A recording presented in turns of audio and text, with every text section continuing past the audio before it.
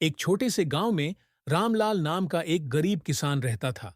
वह बहुत ईमानदार और परिश्रमी था। उसके पास बस एक छोटी सी जमीन थी, जिस पर वह खेती करके अपना गुजारा करता था।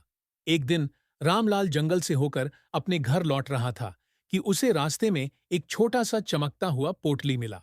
जब उसने पोटली खोली तो उसमें सोने की गिन्नियां भरी हुई थीं। रामलाल हैरान रह गया। उसने सोचा, अगर मैं यह धन अपने पास रख लूं तो मैं अमीर बन सकता हूं, लेकिन यह मेरा नहीं है।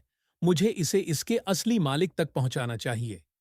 रामलाल गांव के चौधरी जी के पास गया, जो गांव के सबसे समझदार व्यक्ति थे। उसने चौधरी जी को पूरी बात बताई। चौधरी जी ने गांव में ऐलान करवाया कि अगर किसी की सोने की पोटली खो गई हो तो वह आकर प्रमाण देकर ले जाए। कुछ समय बाद एक अमीर व्यापारी गांव में आया और उसने कहा कि उसकी सोने की पोटली रास्ते में गिर गई थी। उसने सही संख्या बताई और पोटली के बारे में सारे विवरण दिए।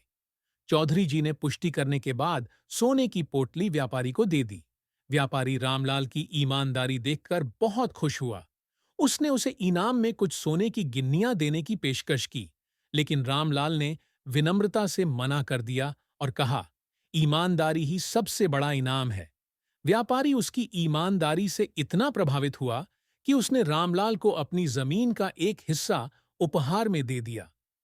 अब रामलाल के पास ज्यादा जमीन थी, जिससे उसकी जिंदगी पहले से बेहतर हो गई। सीख: ईमानदारी हमेशा फल देती है और सच्चे कर्मों का हमेशा अच्छा परिणाम होता है।